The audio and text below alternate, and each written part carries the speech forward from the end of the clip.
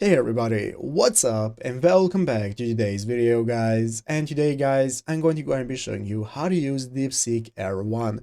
This is a very simple thing to do, so make sure to watch this quick and easy video to the very end and follow my steps correctly so you can make sure this works the same for you and you can do this yourself.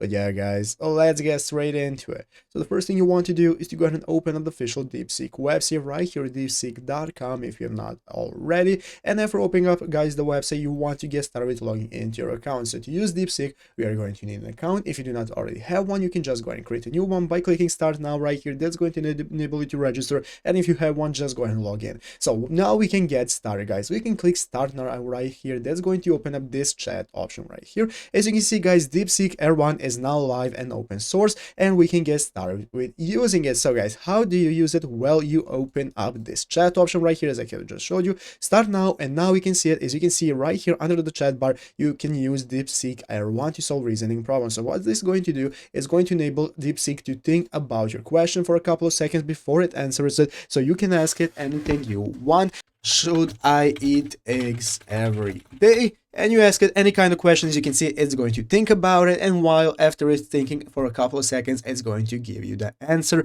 So you just wait a couple of seconds and you're going to go ahead and get your answer right here. And sometimes you're going to get this result right here that the server is busy, so you just have to keep trying until you get your answer, because sometimes this can happen. But yeah guys, basically that's how to do it. So I hope this video was helpful. If it was, make sure to leave a like, subscribe to the channel. So thanks for watching, take care, and bye.